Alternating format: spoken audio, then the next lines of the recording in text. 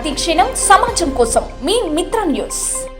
పాలమూరు పురపాలిక పరిధిలో నిర్మాణంలో ఉన్న 2 బహుళ అంతస్తులను సీజ్ చేశారు. పురపాలిక అనుమతులు లేకుండా నిబంధనలకు విరుద్ధంగా నిర్మాణాలు చేపడుతుండటంతో ముందుగా నోటీసులు ఇచ్చిన అధికారులు శనివారం 2 భవనాలను సీజ్ చేశారు. రాజేంద్రనగర్లో అనుమతి లేకుండా సెల్లార్ నిర్మాణంతో పాటు 5 అంతస్తు నిర్మిస్తుండడం, అదేవిధంగా చిక్కుడువుగా దగ్గర G+3కి అనుమతులు తీసుకొని మరో అంతస్తు ఎక్స్ట్రాగా వేయడంతో ఈ 2 భవనాలను టౌన్ ప్లానింగ్ అధికారులు జ్యోత్స్న, లక్ష్మీకాంతులు భవనాలను సందర్శించి కొరతలు తీయించారు. నిబంధనలకు విరుద్ధంగా నిర్మాణాలు చేపట్టడంతో వాటిని సీజ్ చేశారు. అనుమతులు లేకుండా ఎలాంటి నిర్మాణాలు చేపట్టవద్దని, అనుమతుల మేర నిర్మాణాలు చేపట్టాలని ప్రజలకు సూచించారు.